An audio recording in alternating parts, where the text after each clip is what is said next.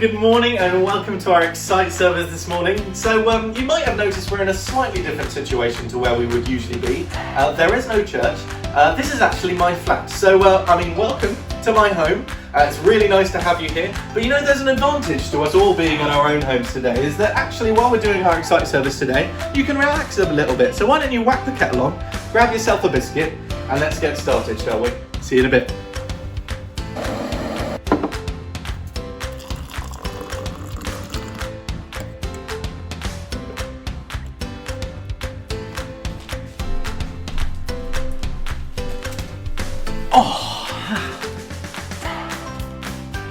What are you doing?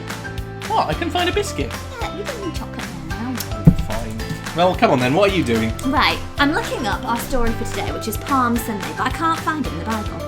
Oh, you're on the right page actually. You want to be on Mark chapter 11. There you go. That's Okay, the triumphal entry, Mark 11, verses 1 to 11. That's the one. Nice. Yes, indeed. So, we're here at the end of Lent, and everything has pretty much changed in more ways than one.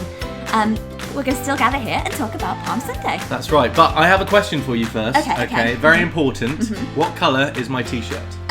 Blue. No. It's a trick question, right? White. No, there is white on it, but it's not the main colour. Come on. I know. It's green. No, come on, you guys can see it, alright? Say it with me. 1, 2, 3. Red. Yes, my t-shirt is red today. That's a really important colour for what we're thinking about, because as we're going into Easter, the Holy Week this week leading up to Easter, we're thinking about the colour of red, the colour of Jesus' sacrifice, but also of the love that Jesus had for doing the things that he did over Easter and over Good Friday. So we're going to be starting with Palm Sunday, which is the first day of Holy Week. Yeah, but before we do that, put your cups down, your teas, your chocolates, everything down, and we're going to jump over there and do a song. Ready? 1, 2, 3. Woo!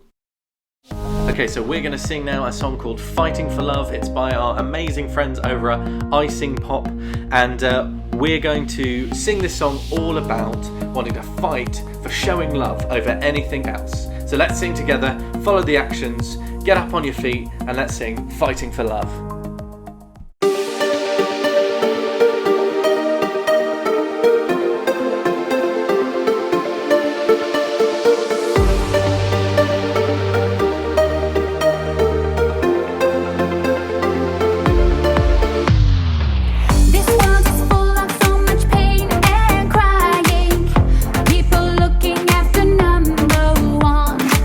We never give it up, we keep on trying.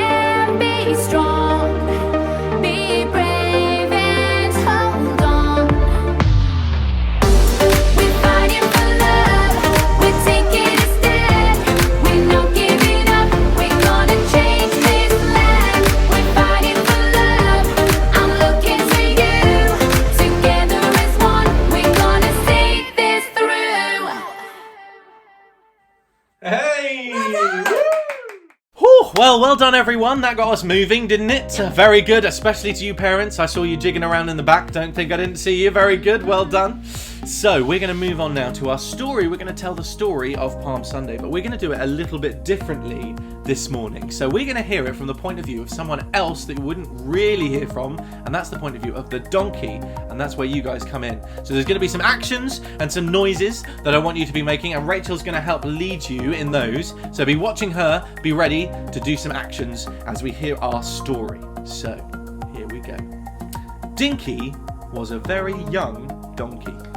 No, a young donkey. Oh, sorry. Much better. But I think you guys can do better, okay? We're going to try that again, nice and loud. You ready? 3, 2, 1. Hey, nice. Very good. Okay. So, Dinky still lived at the house where he was born. It was just outside of Jerusalem, near to a place called the Mount of Olives. Now, he wasn't yet fully trained and hadn't been ridden by people yet. So imagine Dinky's surprise when one day 2 strangers came to where he was standing, outside the doorway of his house. They untied his tether to lead him away. Now Dinky did not like this at all. Oh no! He brayed loudly. He kicked and he stamped. Very good, and made such a noise that his owner rushed to the door. "What are you doing with my donkey?" he demanded. "Oh, the master needs it," said one of the men. "Well, that's all right then," replied Dinky's owner. I did say that I'd help him, but make sure you take good care of him." Now, with a few treats, Dinky was encouraged to follow the men along the road. Bye!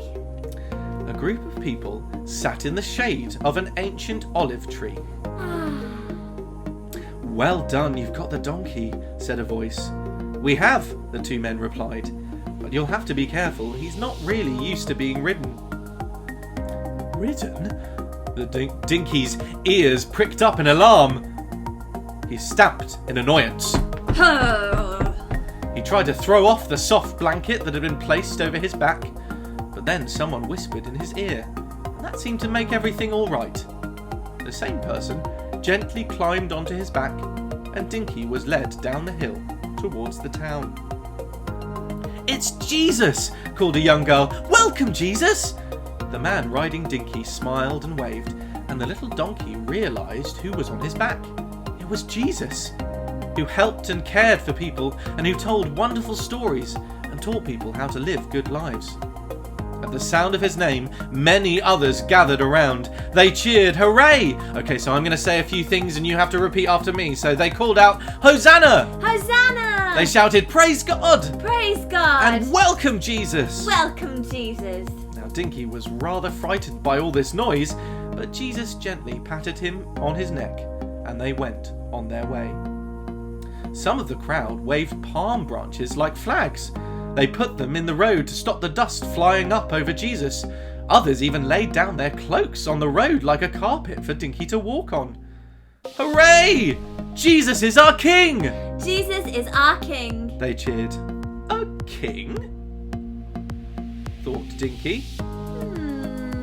Shouldn't kings ride on great horses and in chariots, not little donkeys like me? I wouldn't hurt a thing. Then he remembered a quiet whisper in his ear and the kind hand patting his neck, and realised that neither would Jesus. In fact, Jesus had chosen to ride him, a donkey, to show that he was a king of peace. It was a day that Dinky remembered for all of his life. Of course, he never really liked crowds, especially when he learned later what another crowd had done to Jesus. They'd killed him, can you believe that? Often, on a long journey or during a hard day's work, Dinky would think of the gentleness of the man that had carried him to Jerusalem. If only there were more people like Jesus, Dinky thought. The world would be far more peaceful and a much better place.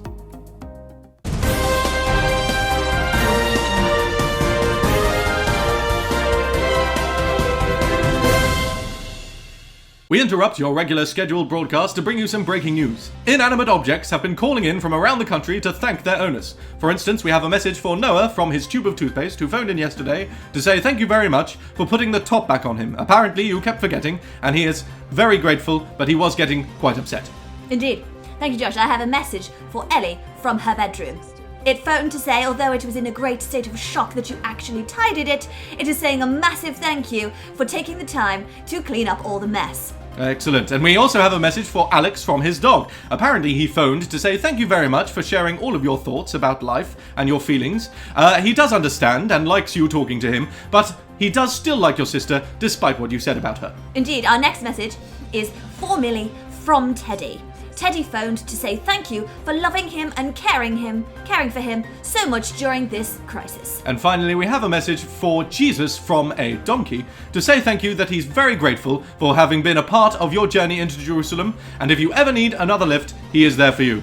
Well, this has been a breaking news broadcast from News at 11. I'm Josh. And I'm Rachel. And we'll see you next time. Good night.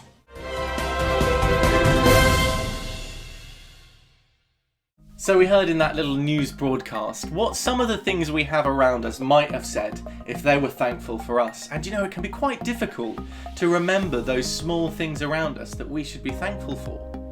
And you know, in that story that we heard earlier, everyone was really thankful for Jesus, waving those palm branches around and putting those cloaks on the floor, saying thank you for what Jesus was doing and expectant for what Jesus was going to do. But we also know that later on in the story, as we go through the story in Holy Week, especially when we get to Good Friday, those crowds really turned around and it turned into a really difficult time for Jesus. And you know, we go through really tough times in our lives, and it can be quite difficult to think of those things that we should be thankful for. But actually, it's really important to be looking around and making sure that we're thinking about those things. And you know what? That Easter story, as we hear about Good Friday, Jesus dying on the cross, really was a tough time for Jesus, for his disciples. But actually, out of that really difficult time, there was something amazing which we as Christians celebrate at Easter, something huge to be thankful for. So I really encourage you, as you go through this week, even though it might be challenging, you might be stuck at home, you might not have too much to do, is to find those things to be thankful for. And we're going to have a little bit of time now. Rachel's going to show us what to do. We're going to have a creative prayer opportunity here where you can do a little something to explore and pray about those things that you're thankful for. Well, we have a fun little prayer activity you could do. So you'll need a piece of paper, some scissors, some pens, and you'll also need some water. We just filled up our sink. So, draw a shape. Flowers and stars are often good. And then cut it out. Then take a pen and write in the middle of your shape a prayer to say thank you to Jesus, or write something that you are thankful for. The next thing you need to do is simply fold lightly the petals or the points of your shape into the middle over the prayer so it's covered, like so. Once the shape is folded, you just need to take it to some water. All you need to do is drop the prayers into the water and watch them open up. I'm just going to say a little prayer as this one does. Dear Lord, thank you for sending Jesus to bring us new life. Help us to remember him this Easter and how you rode into the city of Jerusalem in triumph on Palm Sunday. May we always remember that you, Jesus, are alive forever. Amen. We love iSing Pop and often use it in our Xcite services, so it was fun getting in their songs in our service today. iSing Pop is a company very close to our heart, and if you like the song from today, you can support them by following the link in the description. And if you would like to watch more videos with actions, you can check out their YouTube channel and see more of their wonderful work. And now we're going to reflect and listen to Show Me the Way.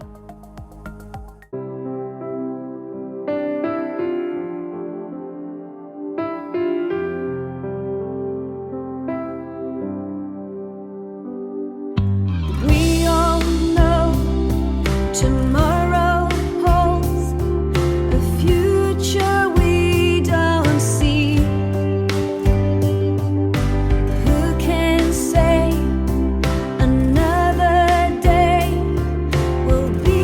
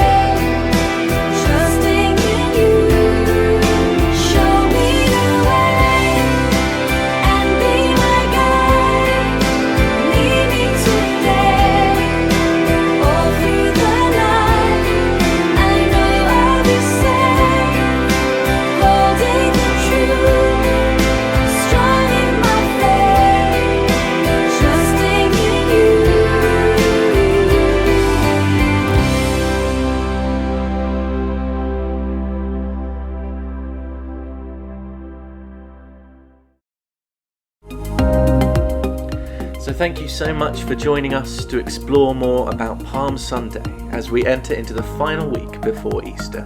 Yes, we hope that you enjoyed the service. And if you want to do something at home together about Palm Sunday, we have created a craft sheet with a template of a cross on it. One is like the one we saw earlier in a video, and the other is a blank version so you can create your own pattern or design on it.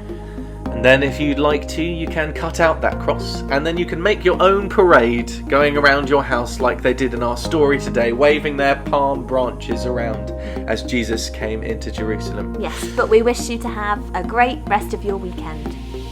All right, thanks a lot for joining us. Cheers. Bye.